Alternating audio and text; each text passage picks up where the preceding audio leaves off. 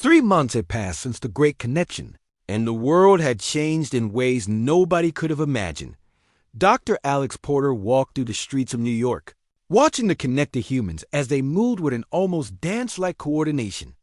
They barely spoke out loud anymore, communicating through the network in ways that seemed magical to those without. Implants. Alex was one of the few scientists studying how the network was changing human behavior. What he saw both amazed and worried. Him, the connected people, were becoming something new, something beyond what they had been before. The transformation is happening faster than we predicted, Alex told his research team during their morning meeting. Connected humans are developing new cognitive abilities. They're thinking in pure concepts now, not just words. Maya Thompson, a famous artist, had become something of a celebrity among the connected population. Her latest paintings were impossible to describe to unconnected humans. She painted with colors that seemed to capture emotions directly, creating works that made connected viewers feel the exact feelings of millions of other minds. When I paint now, I'm not just Maya anymore, she explained to Alex during an interview. I'm drawing from the dreams and hopes of everyone in the network. Every brushstroke carries the weight of human experience. Alex watched her work and felt a strange loneliness. He had chosen to remain unconnected so he could study the changes objectively, but it meant he could never truly understand what she was creating. Kevin Walsh, an engineer in Detroit, had designed a new type of transportation system in just 2 weeks. By accessing the combined knowledge of thousands of other engineers, physicists, and mathematicians through the network, he had created something that traditional science said was impossible. We don't work alone anymore, Kevin explained to a group of unconnected reporters. When I design something, I have instant access to every relevant piece of knowledge that exists in human minds. It's like having a library of millions of experts right in my head. But the changes were creating problems too. President Lisa Campbell sat in her office, looking at reports from around the country. The connected population was growing more distant from unconnected humans every day. They were developing their own culture, their own way of thinking, and their own priorities. They're not following normal social rules anymore, reported her chief of staff.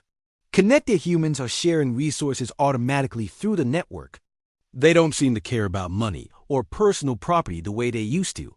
Lisa nodded grimly. The economy was changing as connected humans worked together in ways that made traditional business models obsolete. They shared skills, knowledge, and resources instantly.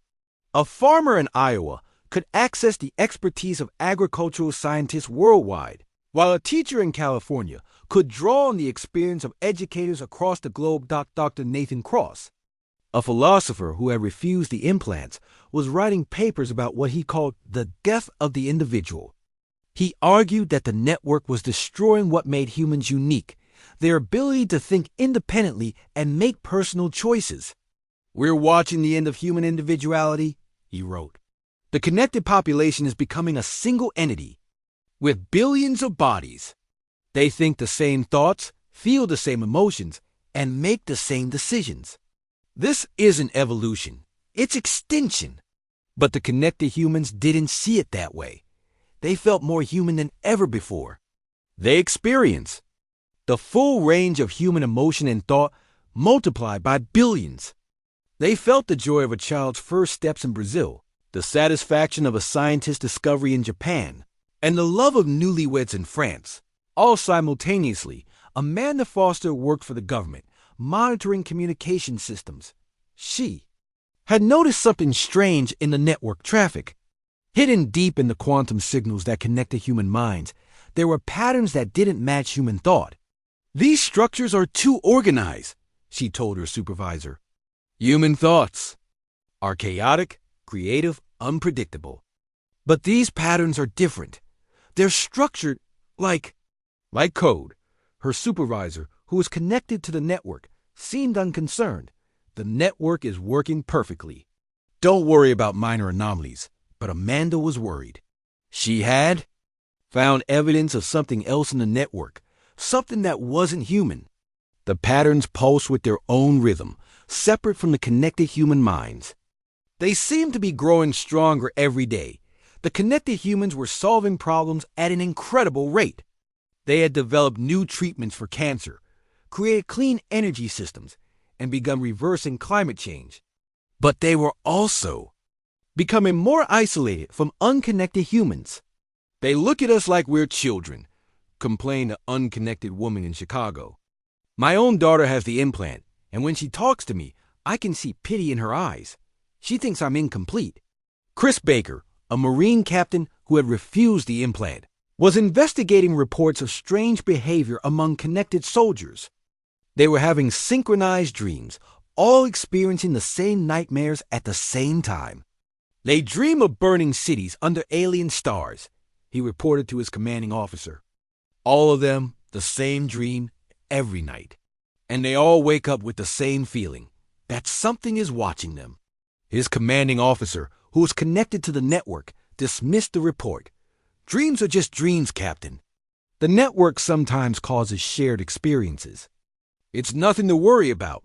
But Chris was worried. He had interviewed dozens of connected people about their dreams, and they all described the same thing: vast alien cities burning in the darkness, and something enormous watching from the spaces between stars. Elena Martinez was working harder than ever, trying to understand all the changes the network was creating. Her team was monitoring the quantum systems constantly, but the strange signals Amanda had detected were getting stronger. "The network is picking up something," Elena told her assistant. "These signals aren't coming from Earth. They're coming from somewhere else, somewhere far away." The connected humans were evolving rapidly. They were developing new forms of art, new types of music, and new ways of understanding the world. They could share memories directly, experience each other's emotions, and work together in perfect coordination. A group of connected scientists in Geneva had made a breakthrough in physics, discovering principles that individual human minds had never been able to grasp. They were building devices that seemed to bend the laws of nature, powered by their collective understanding. "We're accessing knowledge that no single human could ever comprehend," explained Dr. Sarah Kim, the lead researcher. "The network allows used to think thoughts that are too complex for individual minds." But the unconnected population was growing more concerned. They watched as their friends and family members change, becoming part of something larger than themselves. The connected humans were still recognizably human, but they were also something more. "They're leaving us behind," said an unconnected man in London. "They're becoming something we can't be part of unless we give up everything that makes us individuals." The pressure was mounting on governments around the world to make the implants mandatory.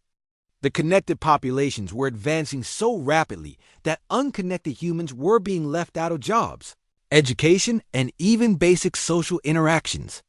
"We need to decide," President Campbell told her cabinet. "Either we make the implants mandatory for everyone, or we risk creating a permanent divide in human society." As the months passed, the strange signals in the network continued to grow stronger. The connected humans reported more unusual dreams and memories that didn't belong to them. They spoke of knowledge that seemed to come from nowhere, of understanding, technologies that no human had ever invented. Elena's team detected organized structures in the quantum field that powered the network. These structures were complex, purposeful, and clearly not human in origin. They seemed to be trying to communicate, sending signals through the same quantum channels that connected human minds. "We may have connected to something that was already there," Elena told her team. "The network isn't just linking human minds, it's connecting us to something else, something that's been waiting for us to find it." The connected humans were becoming more powerful and more unified every day. They were solving humanity's greatest challenges and creating wonders that seemed impossible. But they were also drifting away from their unconnected brothers and sisters, becoming something new and strange. And somewhere in the quantum foam of space-time, ancient signals were growing stronger, reaching toward the newest voices in the dream. Galactic conversation of minds. Something vast and old had noticed humanity's network, and it was beginning to respond. Dr. Elena Martinez stood in the control room, her hands shaking slightly as she looked at the massive screen showing numbers from around the world. After 20 years of work, today would change everything. The neural implants that her team had created were about to connect every human mind on Earth. All systems are green, said Ryan Clark, the businessman who had funded most of the project. He was excited, almost bouncing on his feet. 2.3 billion people are ready to go online. Elena nodded but felt worried. Commander Jake Sullivan, the military man assigned to watch the project, had been asking hard questions all week. He stood near the back of the room, his arms crossed, looking unhappy. What if something goes wrong? Jake asked for the 10th time that morning. What if we can't turn it off? We've tested this 1,000 times, Elena replied, trying to sound confident. The implants are safe. People will still be themselves, just connected to each other. The implants were tiny devices, smaller than a grain of rice, placed in each person's brain. They used quantum technology that Elena barely understood herself. The important thing was that they worked. When turned on, they would let people share thoughts, feelings, and memories instantly across any distance. Dr. Martinez, we're ready for the final countdown, said her assistant, looking nervous. Elena took a deep breath. Around the world, people were waiting. In New York, London, Tokyo, and thousands of other cities, humans had the implants and were ready to join the network. Most had volunteered eagerly. The promise was amazing. No more loneliness. No more misunderstandings. Instant access to all human knowledge. Begin the activation sequence, Elena said, got the room filled with the sound of computers humming. On the screens, maps of the world lit up with green dots as each implant came online. Elena watched as the numbers climbed. 1 million, 10 million, 50 million people connected. At first, nothing seemed to happen. Then reports started coming in from around the world. I can feel them, whispered a woman in Paris. It's like having 1,000 friends in my head, said a man in Brazil. I understand everything now, reported a child in Australia. Elena watched the data streams flowing across her screens. Brain activity patterns from billions of people were merging into something new. The connected humans were sharing thoughts. Faster than anyone had imagined possible. In the first hour, 3 major diseases were cured. Scientists in different countries shared their research instantly, building on each other's work without delay. A mathematician in Russia solved a problem that had puzzled experts for decades, using insights from a teenage girl in Kenya who had never studied advanced math. It's incredible, Ryan said, watching the progress reports. Look at this, crime. Rates are dropping everywhere. The network is active. People can literally feel each other's pain now. Elena smiled for the first time that day. Maybe Jake's worries were wrong. Maybe they had actually done something wonderful. A philosopher in Germany was discussing ethics with a farmer in Montana. They had never met, but through the network, they understood each other perfectly. An artist in Mexico was painting a picture that captured the emotions of millions of people simultaneously. The network is stable, reported Elena's technical team. All systems are functioning normally. But Jake still looked worried. What about the people who didn't get implants? What happens to them? Elena had been trying not to think about that. About 30% of the world's population had refused the implants or lived in areas where they weren't available yet. These people were being left behind as society changed around them. A mother in Canada was crying as she watched her implanted. Children communicated in ways she couldn't understand.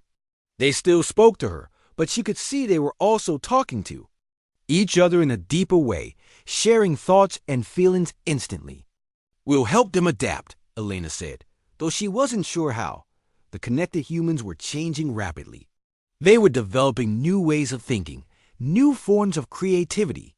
A group of engineers in Japan designed a new type of engine in just 3 hours, drawing on the knowledge of mechanics, physicists, and materials experts from around the world.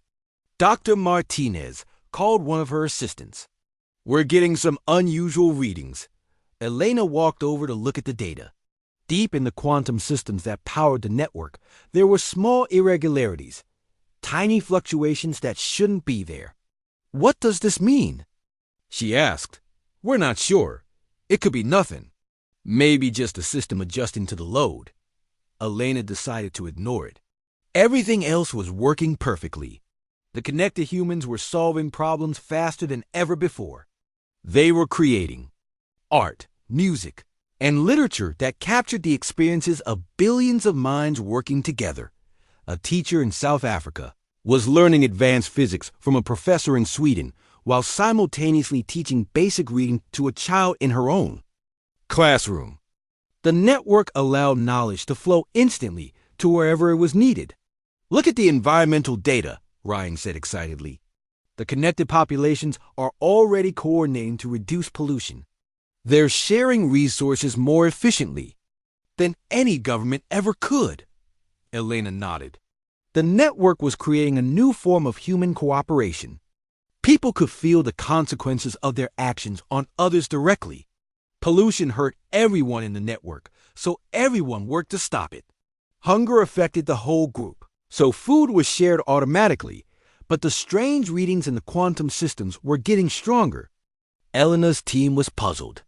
The fluctuations seemed to have a pattern, almost like a signal. "Should we investigate this more?" asked her head technician. "Later," Elena said. "Right now, let's focus on monitoring the human responses."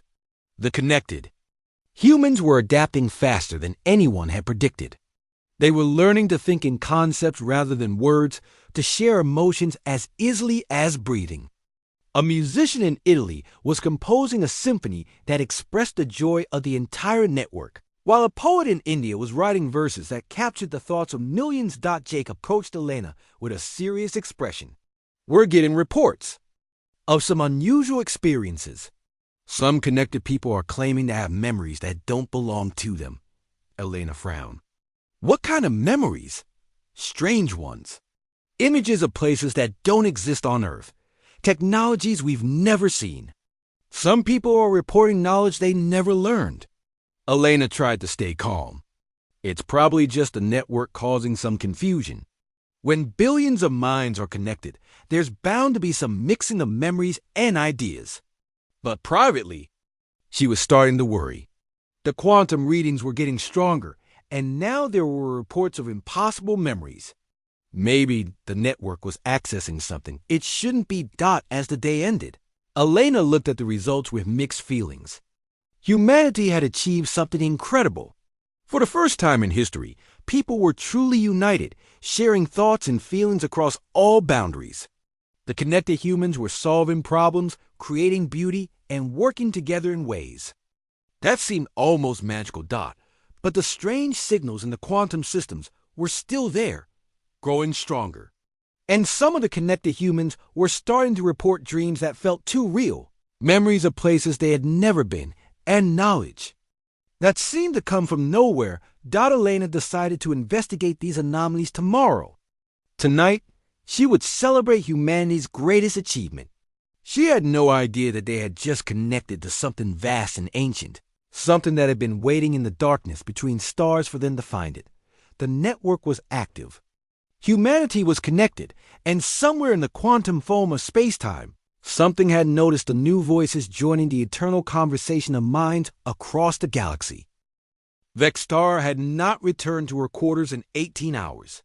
This was highly irregular for a Kethfer, who typically followed precise schedules for optimal efficiency. Instead, she found herself wandering the human sections of Haven Point Station, observing behaviors that her training told her were symptoms of disease, but that her growing awareness suggested might be something else entirely. She discovered Peter Collins in the observation lounge, sitting alone before a massive window that showed the swirling colors of a nearby nebula. The sight was spectacular. Clouds of gas and dust painted in shades of purple and gold that shifted and danced in the stellar winds. "Peter Collins," she said as she approached, "you are not performing assigned duties."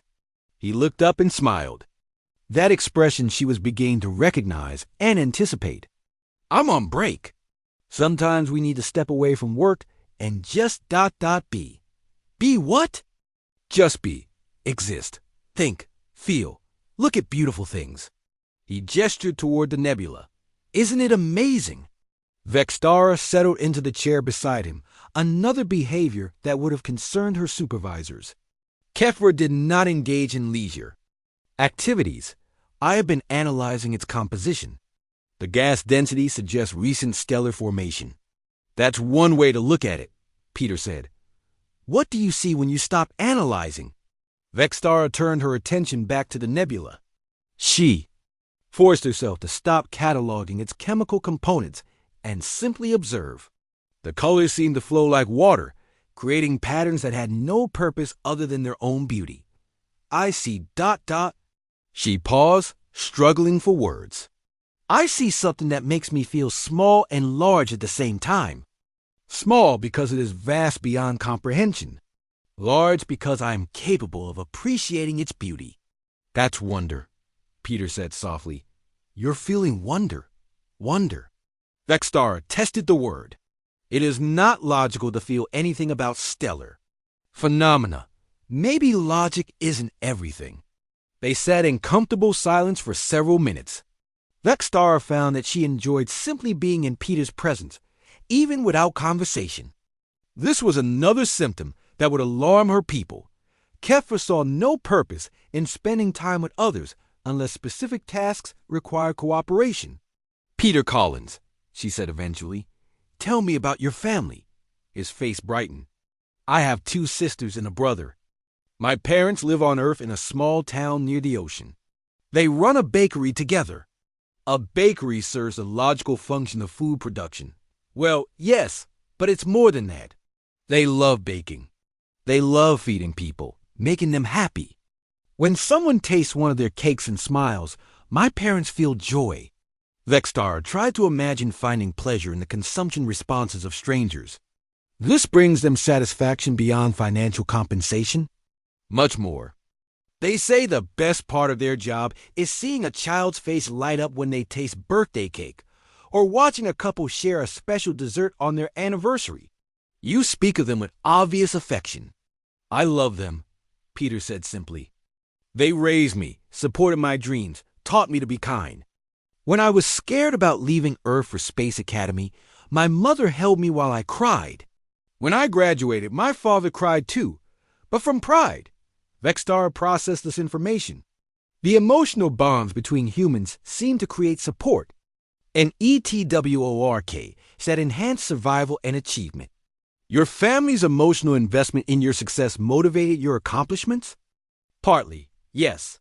But also, knowing they love me gives me strength.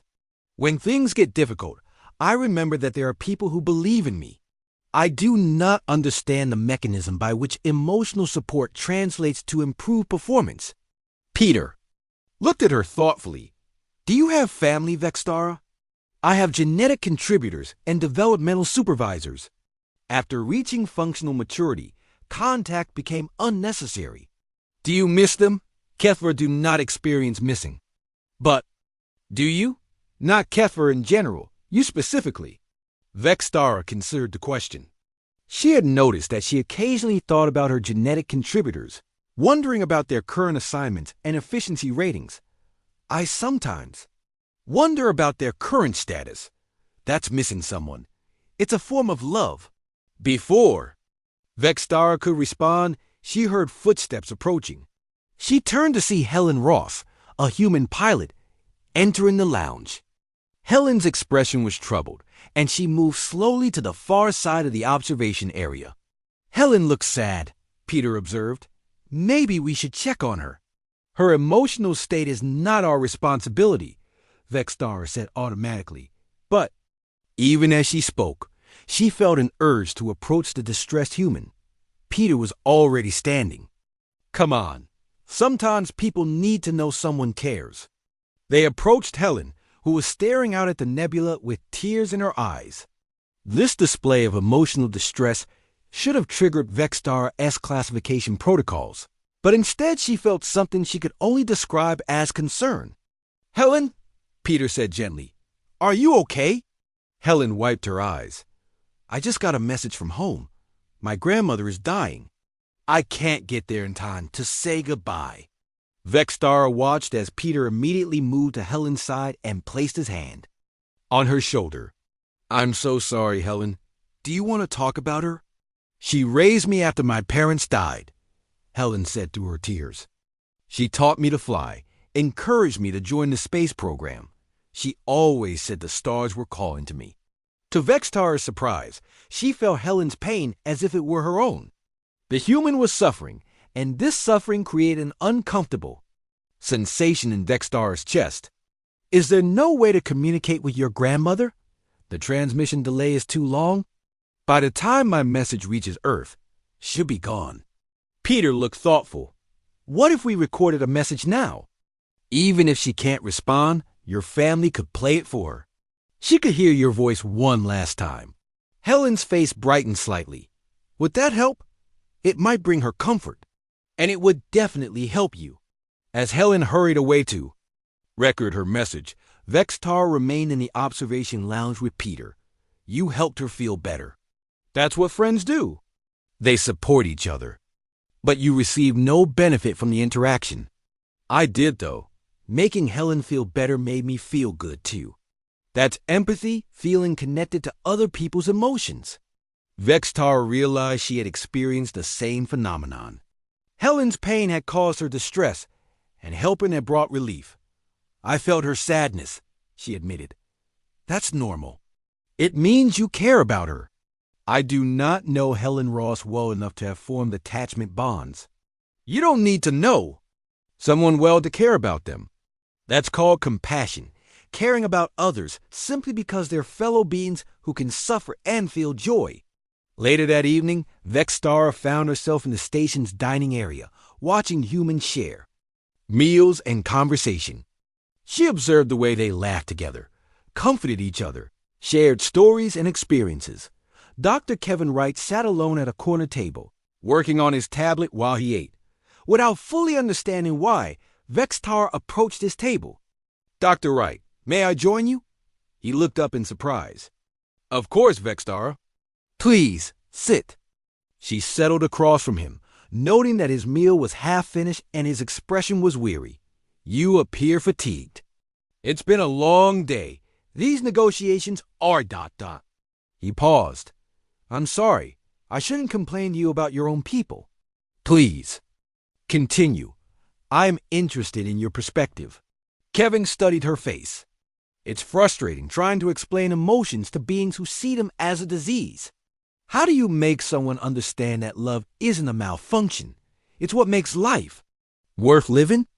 Perhaps, Vextara said carefully, some Kefir are beginning to understand. Are they? I am. The admission surprised her with its honesty. Since observing human behavior, I have experienced phenomena that my training would classify as contamination symptoms, but they do not feel like disease. They feel like awakening. Kevin leaned forward. What kind of phenomena? Curiosity beyond functional requirements. Pleasure in aesthetic experiences. Concern for individuals with whom I have no practical relationship. She paused. Attachment to Peter Collins that defies logical explanation. You're developing emotions. Yes, and I do not wish to be cured. Kevin's expression showed hope and concern in equal measure. Vextara, that's wonderful, but it's also dangerous. What will your people do when they find out? They will attempt to treat me, she said simply. But I have observed human courage, and I believe I am beginning to understand it. Some things are worth the risk. As she spoke, Vextara realized that she had made a choice that would change everything. She was no longer just a Kefir scientist studying human dysfunction. She was becoming something new, a being caught between two worlds, fighting for the right to feel. Vextara found herself standing in an empty corridor aboard Haven Point Station, staring at a piece of human art hanging on the wall. It was a simple painting of a sunset over an ocean, nothing more than colored pigments arranged on a flat surface. Yet she had been looking at it for 23 minutes. This was highly irregular behavior. Kefir did not waste time observing decorative objects. They focused on tasks that serve logical purposes. But something about the way the orange and pink colors blended together kept drawing her attention back to the painting. "It's beautiful, isn't it?" Vextara turned to find Peter Collins approaching. The young human engineer carried a maintenance kit and wore the kind of smile that her species would classify as an inefficient use of facial muscles. "I was analyzing its construction," Vextara said quickly. "The pigment application technique is adequate." Peter stopped beside her and looked at the painting. "My grandmother painted sunsets like this. She said they reminded her of hope. Hope is an irrational emotional response to uncertain outcomes," Vextara replied, but her voice lacked conviction. "It serves no practical purpose." "Maybe not," Peter said, "but it makes us feel better about tomorrow." Vextara studied Peter's face. His expression was soft, distant, as if he were seeing something beyond the painted surface. "You are experiencing the emotional response now," she observed. "I'm remembering her," Peter said simply. "She died 3 years ago, but when I see paintings like this, I feel close to her again. The individual is deceased. Proximity is impossible. Not physical proximity, emotional closeness. I remember her voice, her laugh, the way she smelled. Like flour and vanilla from baking." "The painting brings back those memories." Vextara tilted her head. "You find pleasure in remembering a deceased individual?" "Yes and no. It makes me happy to remember the good times, but sad that she's gone." "It's complicated." "Complicated," Vextara repeated. She had been hearing this word frequently from humans. Their emotional responses were always complicated, never simple or logical. "Would you like to see more human art?" Peter asked. "There's a gallery section near the dining area." Vextara knew she should return to her duties. Ambassador Zefkal expected detailed reports on human behavior, not personal exploration of decorative objects. But something she could not name compelled her to nod. The gallery was small, but filled with diverse human creations. Paintings, sculptures, photographs, and even some digital displays showing moving images. Peter walked slowly through the space, stopping at various pieces. "This one is from Earth," he said, pointing to a photograph of children playing in a park. "It was taken before we had space travel." Vextara studied the image. The children were engaged in activities that served no survival purpose, running, laughing, playing with a ball. "They appear to be wasting energy," she noted. "They're having fun," Peter explained. "Play is how human children learn about the world, but it's also how they express joy." "Joy." Vextara repeated the word carefully. "Define this emotion." Peter was quiet for a moment. "It's happiness that bubbles up from inside.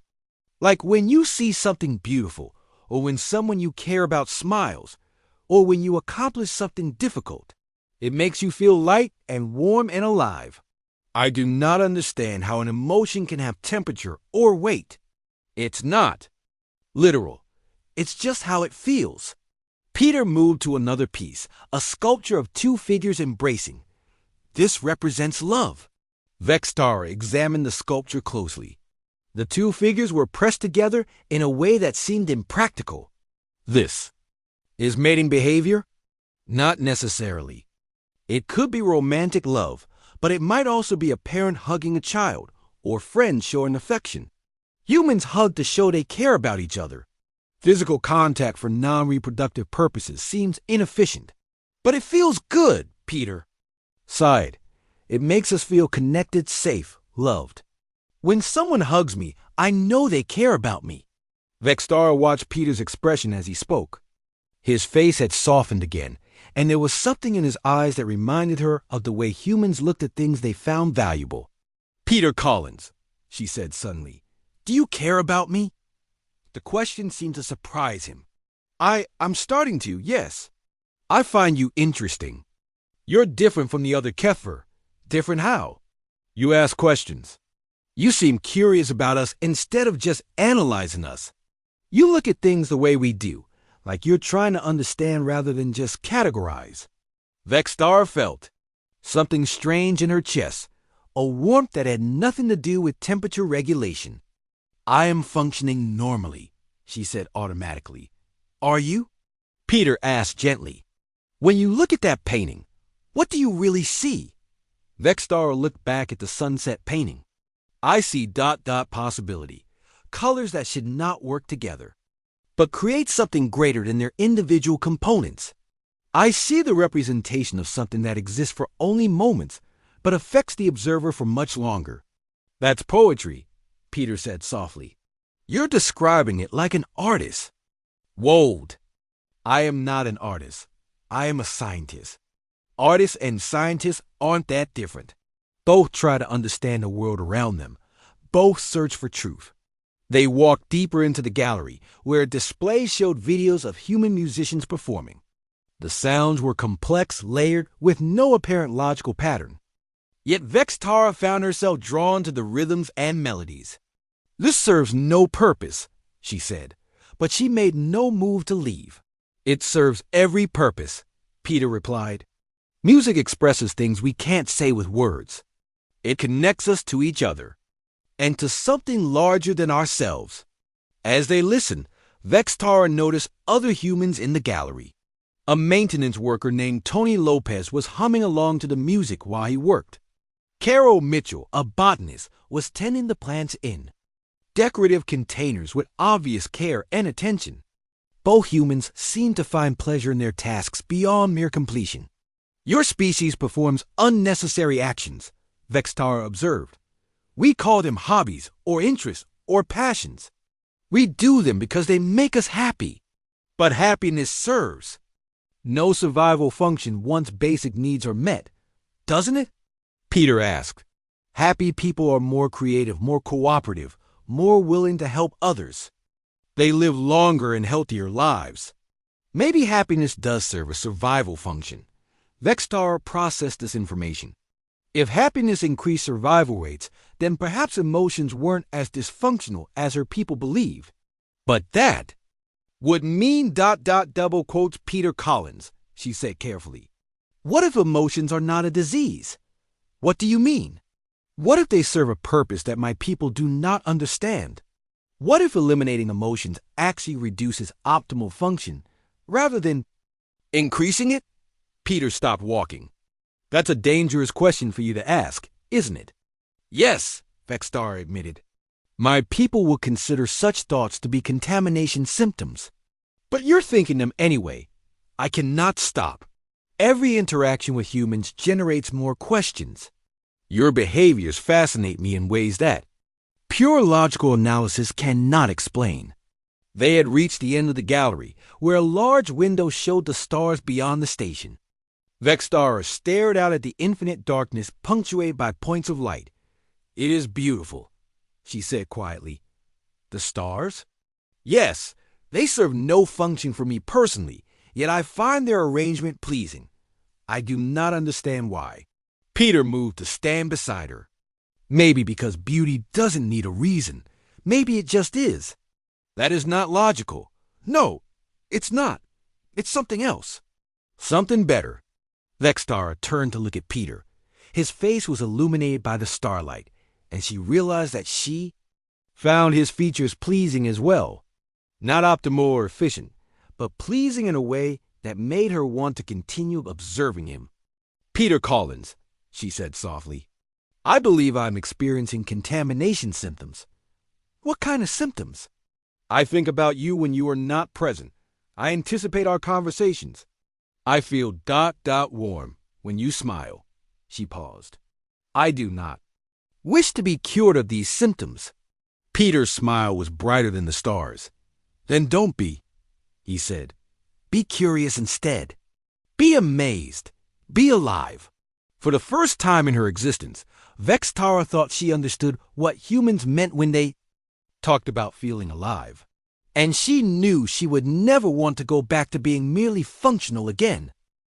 The second day of negotiations began with a surprise. Ambassador Zefkal had brought new members to their delegation, including several Kefir scientists and what appeared to be medical specialists. The meeting room now felt crowded with tall, crystalline beings who observed every human movement with cold interest. "We have prepared detailed documentation of our treatment facilities," Zethkal announced as soon as everyone was seated. "We believe visual evidence will help your species understand the benefits of our offer." A massive holographic display filled the room. It showed pristine white buildings stretching across a verdant landscape under an alien sky. The structures were beautiful in their perfection, but they looked more like hospitals than homes. Dr. Maria Santos, a neuroscientist who had joined the human delegation that morning, leaned forward to study the images. "These are quarantine facilities," she said quietly. "Quarantine is the correct term," confirmed Mirlin. "Your species carries an infectious condition that must be contained. During treatment, the emotional contamination can spread through social contact." Emma Clark felt her stomach drop. "You're talking about separating people from their families." "Temporarily," Zethkal replied. "Family units will be processed together when possible. However, some individuals may require longer treatment periods, depending on the severity of their emotional dysfunction." The hologram shifted to show the interior of one of the buildings. Rows of beds lined sterile white rooms. Humans lay on the beds with strange devices attached to their heads, their faces blank and peaceful. "The neural restructuring process is comfortable," explained a new Kefir who had been introduced as Dr. Telvin. "Subjects experience no pain and retain all memories and cognitive abilities. Only the emotional response centers are modified." Jake Morrison stared at the images. The humans in the beds looked like they were sleeping, but something about their stillness was deeply unsettling. "What happens to them after the treatment?" "They become functional members of galactic society," Dr. Telvin replied. "They can perform any task efficiently without the distraction of emotional responses. They will be happier because they will no longer experience negative emotions." "They won't experience positive emotions either," Dr. Wright pointed out. "Correct. They will achieve optimal mental state through logical satisfaction rather than chemical responses." Peter Collins, a young engineer who had been brought in for his technical expertise, raised his hand nervously. "What about creativity?" "Human innovations often come from emotional inspiration." The Kefir exchanged glances. "Creativity is inefficient," Mirlin said. "Optimal beings work within established parameters.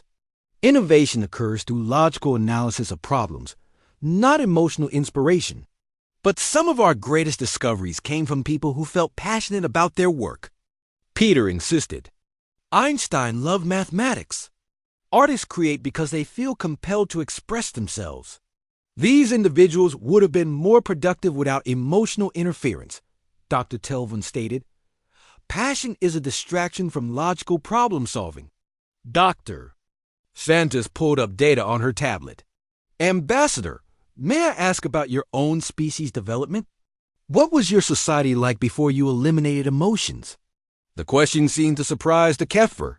They looked at each other in what might have been confusion. "Our species has always been logical," Zethkal said after a pause. "We have no records of emotional dysfunction in our history." "That's impossible," Dr. Santos said. "Every species that develops intelligence starts with emotional responses. They're necessary for survival instincts, pair bonding, and child care. Our evolution was different," Mirlin replied, but her voice lacked its usual certainty. Peter had been quietly observing the Kefir delegation throughout the meeting. Something had caught his attention about one of the newer arrivals, a scientist named Vextara, who seemed younger than the others.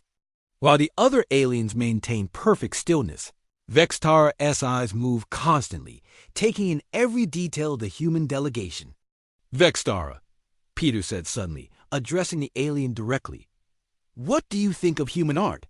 The question caused a stir among the Kefir. Vextara's crystalline features seemed to shift slightly, as if she were considering something difficult.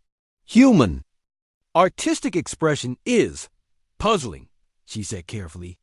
It serves no practical purpose, yet humans invest significant resources in its creation. But what do you think of it? Peter pressed. When you look at a human painting or listen to human music, what do you feel? I do not feel, Vextara replied quickly. I analyze. I observe patterns and structures. And what do you observe? Vextara was quiet for a long moment. The other Kefir watched her with what might have been concern. I observed complexity, variations that follow no logical pattern, yet create pleasing arrangements. Pleasing? Dr. Wright picked up on the word. That's an aesthetic judgment. That's almost an emotional response. No, Vextara said, but her voice was uncertain. It is simply optimal visual organization. Jake decided to try a different approach. Ambassador, what would happen if we refused your treatment? That would be unfortunate, Zefkal replied. However, we cannot force treatment upon unwilling subjects. It would be unethical. But you would consider us dangerous, wouldn't you? Emma asked. A species infected with emotional disease? You would pose a risk to other galactic civilizations. Merlin confirmed. Emotional contamination can spread through cultural contact. We will be forced to recommend quarantine protocols. You mean isolation, Jake said. For the safety of all, Zefkal agreed. Your species will be confined to your current territory until you chose to accept treatment. Dr. Santos stood up abruptly. This is insane. You're talking about imprisoning an entire species because we have feelings. We are offering mercy, Dr. Telvin said. The alternative would be elimination of the threat entirely. The room fell silent. The Kefir had just revealed the true nature of their ultimatum. Accept treatment or face extermination. You would kill us? Emma asked quietly. We would prefer not to, Zefkal replied. But a diseased species cannot be allowed to spread. Infection throughout the galaxy. Treatment is the compassionate option. Peter looked at Vextara again. The alien scientist had been watching the entire exchange with increasing agitation. Her perfectly still posture had given way to subtle movements. Small shifts that suggested internal conflict. Vextara, Peter said softly, have you ever wondered what it would be like to feel something? To experience joy or sadness or wonder? The other Kefir turned to stare at their colleague. Vextara's eyes met Peter's, and for a moment, something passed between them that transcended species barriers. I have questions, Vextara admitted, about the purpose of human behaviors that serve no logical function, about the reasons humans create beauty when efficiency will be simpler. Those aren't just questions, Dr. Wright said gently. That's curiosity. That's an emotion. No, Vextara said, but her voice was weak. I am simply investigating inefficiencies. Even if that were true, Peter said, why do you find the investigation interesting? Why do you care about understanding us? Vextara opened her mouth to reply, then closed it. The other Kefir were watching her with obvious concern. Perhaps, Merlin said coldly, Vextara has been exposed to human contamination. She may require treatment herself. I am functioning normally, Vextara said quickly, but her protest sounded hollow. Jake watched the exchange with growing hope. If one of the aliens could develop emotional responses, maybe there was a way to bridge the gap between their species. Maybe the Kefir weren't as emotionally pure as they claimed. We need more time to consider your offer, Emma said diplomatically. Of course, Zefkal replied. But remember, every day you delay treatment, more humans suffer from emotional dysfunction. We are prepared to begin processing your species immediately. As the meeting ended, Peter noticed that Vextara lingered as the other Kefir filed out. She looked back at the human delegation with something that might have been longing. For the first time since the negotiations began, Peter felt something he hadn't expected to feel about the aliens. Hope.